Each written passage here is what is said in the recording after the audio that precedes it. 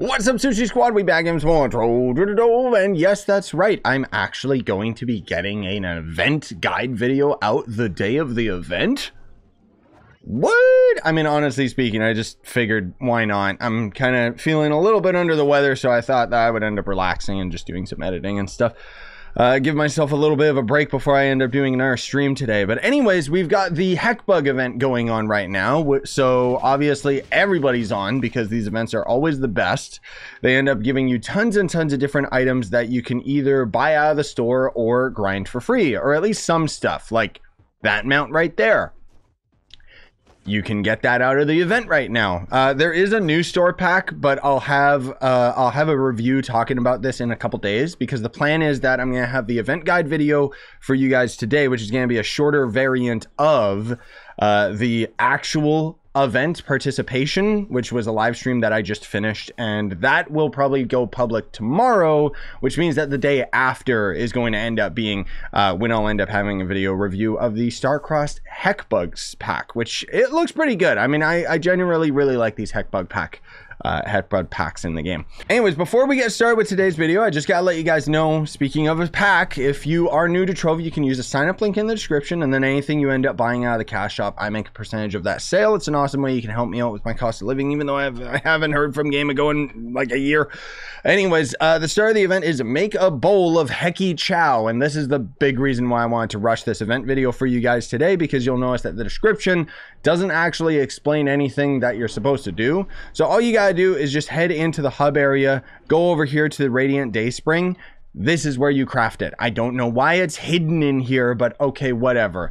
Crafting this is actually tedious as all hell, or all heck, I should say, because Heckbugs, right? Because it's going to cost Totter Tates, which is gotten through gardening. These take 4 hours to craft, basically. You basically have to have 250 gardening in order to end up even crafting the seeds, and then you plant them, sow them, and then it takes like 4 hours for it to complete. Or you can end up using some other pay-to-win garbage that they ended up including in the gardening so that you can instantly grow it. But generally speaking, just buy these from the player market. They're gonna be overpriced, but frankly speaking, the process to actually get these is just so tedious, you want to skip it entirely. Sticky Ichor you just get from bug enemies randomly out in the world.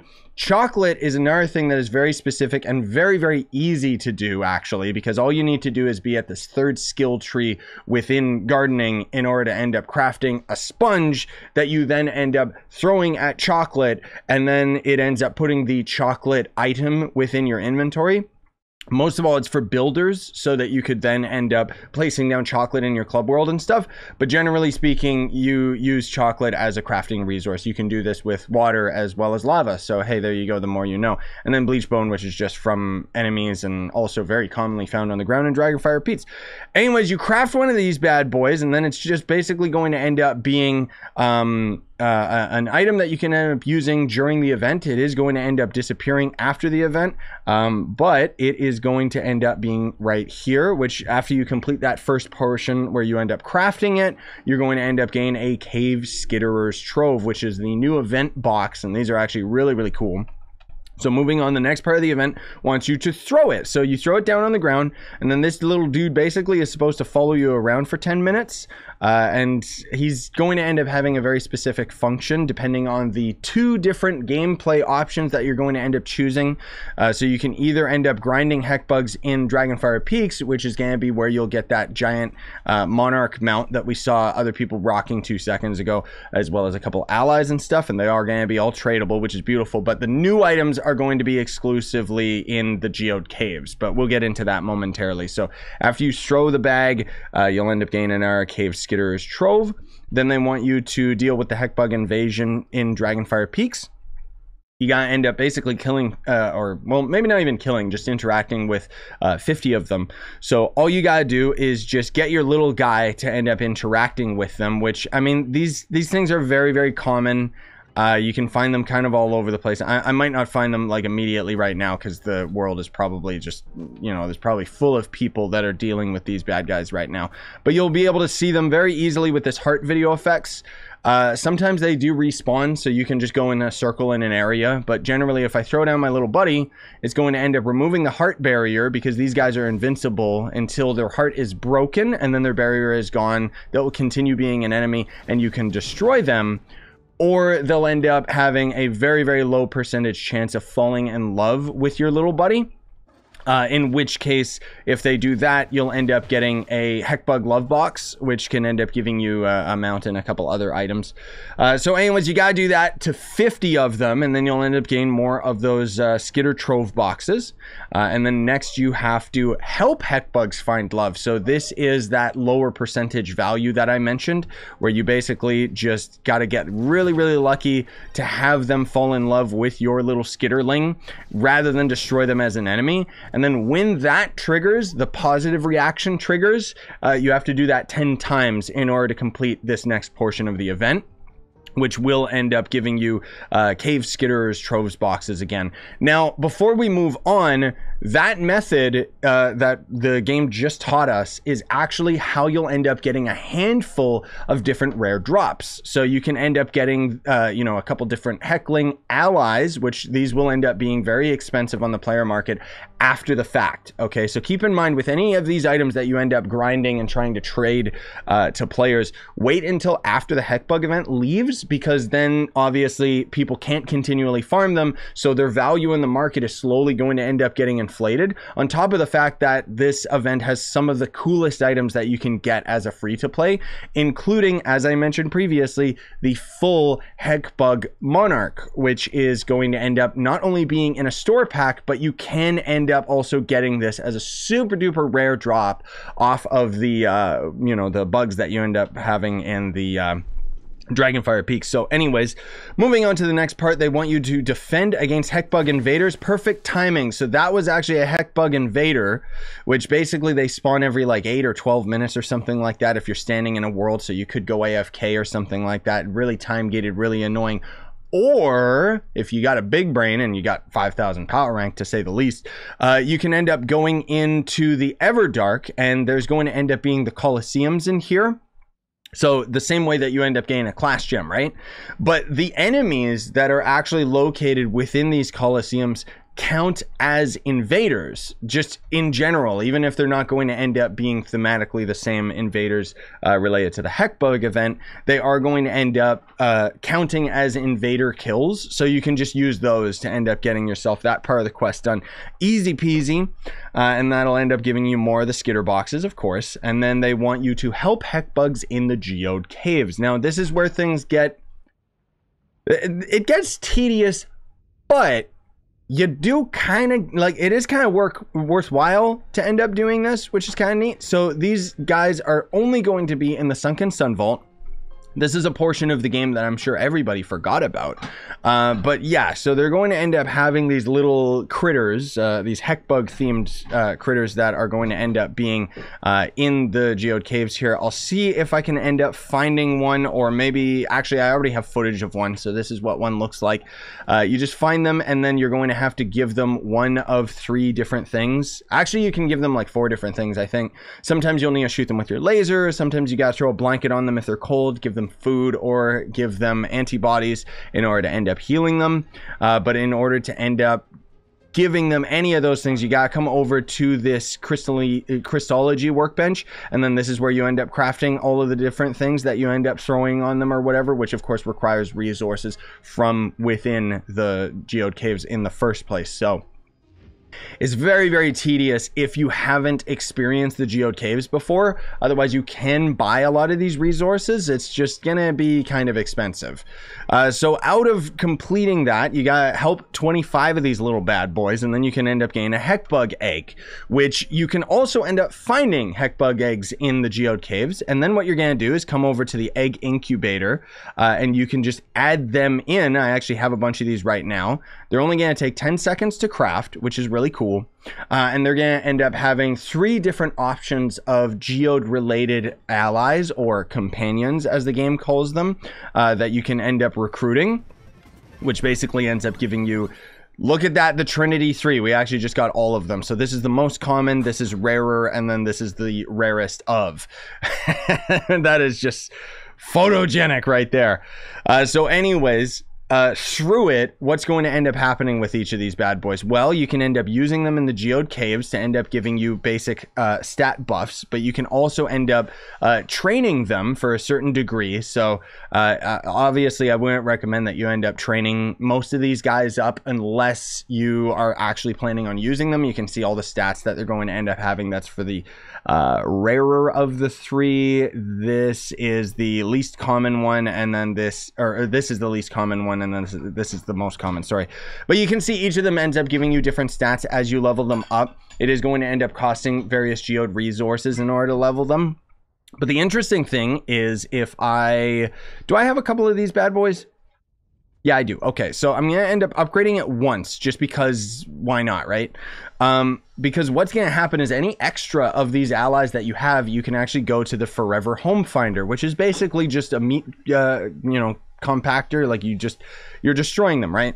So this little ally right here, the rarest one, is actually going to be able to be salvaged for 10,000 crystal, which is crazy. Or this one right here, which I just leveled up once and gives us an additional 2,500 gems or crystals. So the point is that you're always going to end up making a return. It does cost the other resources, which can be annoying, but you can see the amount of crystal that it costs versus the amount that we end up getting back. It is just so much more worth it to forge these guys up, even if just once, just to end up seeing a more positive return. So pretty cool, really easy way of grinding more crystal, which is kind of nice. So anyways, moving on to the next part, they want you to what is it?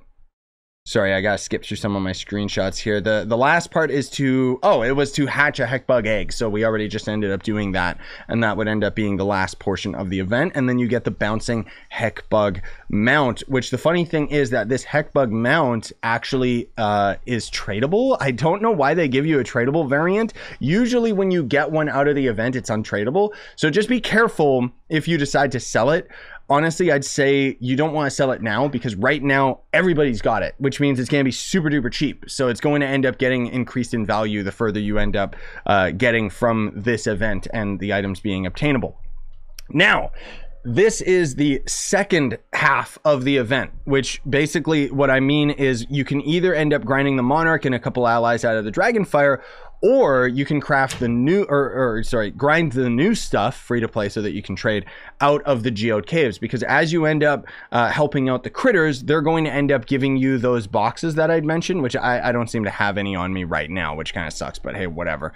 But those boxes can end up containing the allies that you get from the critters, as well as the mount that we ended up just getting from the event, which I ended up getting pretty lucky and got that as well. So let me show you all the things that you can end up getting out of here. So there's going to end up being these different companions, which the cool thing is that you can right click these guys at any time. On console, it's going to be a different button. It'll say it appropriately. But these, they added this feature a long time ago where the geode companions can actually be used as cosmetic skins for your allies. So these are always going to end up being some of the fattest allies in the game, but they're kind of cool because of it. So that's the most common. This is the second most common, and then this is the rarest one, which I like these allies. I think that they actually look pretty cool. Now, out of those boxes that we talked about, you're going to be able to end up getting this actual ally, which only gives you 10 mastery, but hey, whatever. It gives you 200 light, 8 movement speed, and 10 jump. Damaging enemies has a chance to blast them with fire. Pretty cool. I really, really like this ally because it reminds me of a Kako demon from Doom Eternal or Doom 2016, which is Doom Eternal is one of my favorite games of all time.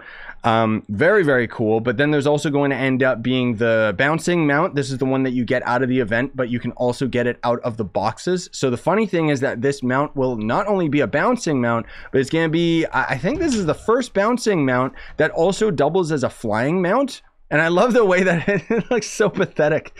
It just looks so good, dude. Like, I love it. That's so good. Honestly, I didn't even know that it flew until I just started recording this video. I didn't know that it flew when I was doing it on stream. But either way, I mean, a free flying mount out of the event. That's awesome. Then there's also going to end up being a recipe that gives you the Heckbug practice dummy. So lots of you guys are always asking me because of the more recent videos where I talk on the test server about the Shadowhunter rework and so on and so forth. We have these training dummies down in our club world that we've been using, and everyone keeps asking where you get them. Well, all of the other training dummies, as far as I recall, you get a limited amount of those from store packs, but this is going to end up being one that you'll easily be able to get out of the event. All of this stuff, reminder, is tradable, so you can always end up grabbing all of these things. I don't know why people are even trying to sell the training dummy itself. Don't fall for that. That is just a joke, because you can just get the recipe, and then all you gotta do is go to a fun factory, and there's gonna be in the target dummies this right here, which you can see is extremely cheap to end up crafting. Like, there's not really any reason people are trying to sell this for a high amount, unless Pearls of Wisdom ended up going up in price because of that whole ring pearling glitch.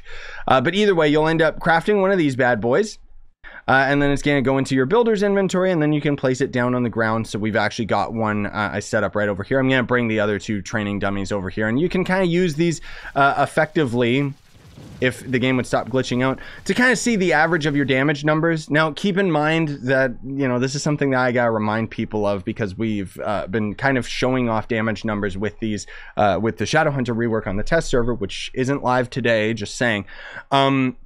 These training dummies do not have a darkness stat. They have no resistance whatsoever. So if you notice that you're doing more damage on these guys versus doing damage to enemies in the geode surface, that's why, because the enemies in geode surface have some resistance. But otherwise, you can still effectively use these to end up seeing a nice damage average and just testing out some stuff. And it's pretty cool.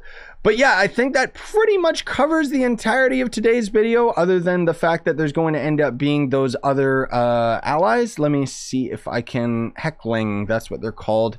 Heckling. So there's going to end up being 3 different variants.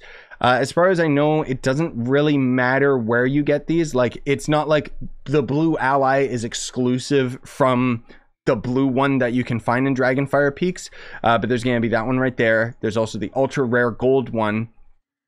Actually, the gold one, I wonder whether or not the gold one was tradable. I think the gold one is exclusive to the store pack, if I'm not mistaken. It's been a couple years, so correct me if I'm wrong.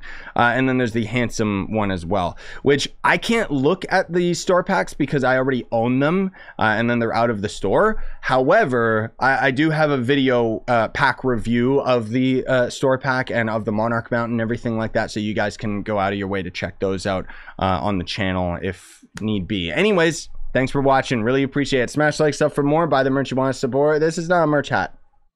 This is a merch shirt, though. Buy the merch you want to support the channel. Have yourselves a great day. Bye, guys.